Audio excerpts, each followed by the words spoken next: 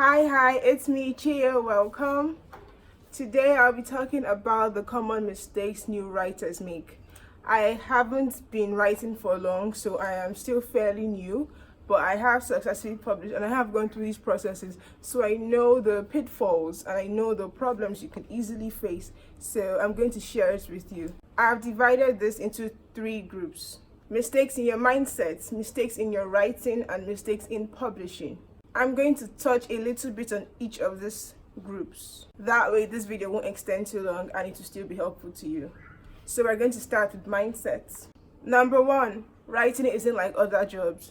This is only true in the sense that no job is the same, but writing is just as professional as any other job, so you have to handle it accordingly. You have to have a fixed time, fixed location, fixed schedule, and you have to follow these things strictly. If you don't properly organize your time, you never finish your book. Number two, writing is something you go through alone. Most new writers aren't aware of how big and broad the writing community is. There are so many things offered, from classes to a space to just talk.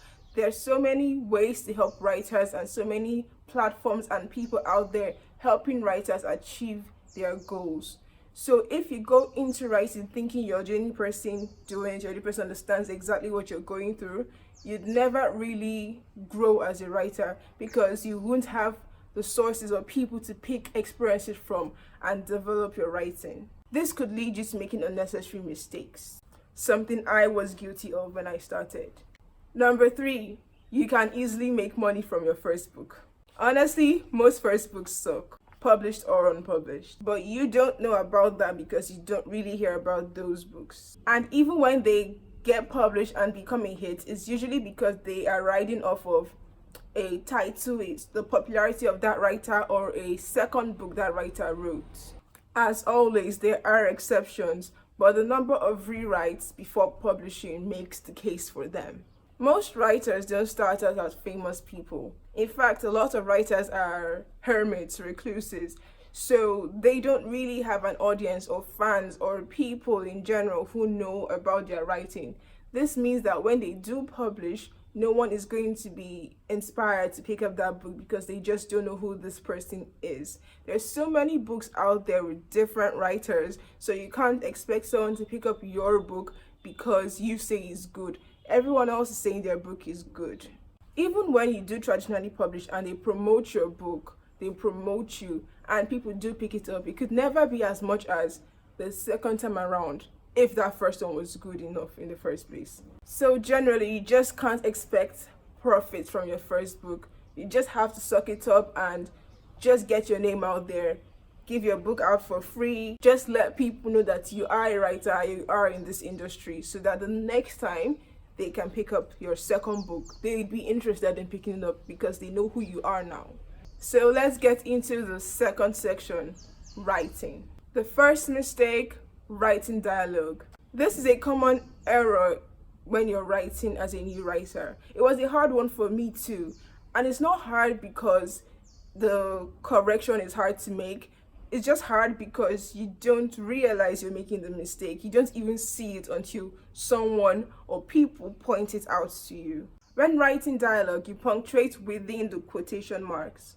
And when you're going to end with a dialogue tag, don't end your quotation with a period. You end with a comma so that you can add your tag. So your dialogue would look like this: open quotation, my name is Chio, comma, close quotation, I said, period.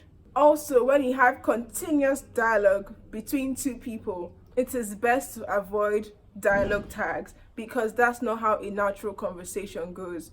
When you keep adding the dialogue tags like he said, she said, they exclaimed, someone whispered, whatever you're adding, you're going to lose the natural flow of a conversation. So you only add your dialogue tags when it is necessary to explain that particular emotion the person conveyed that message with, or when the reader cannot easily distinguish who is making that statement. Number two, writing uncommon or big words. Some writers believe that the bigger or more uncommon the word, the better the book, but that's simply not true. Readers would easily pick up on when you're trying hard to use big words.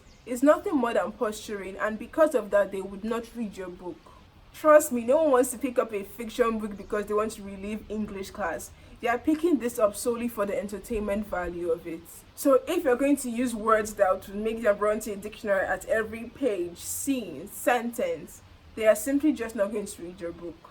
It also affects your writing in the sense that when you're struggling to find these big words to fill into your scene, you're going to miss out on writing the actual scene.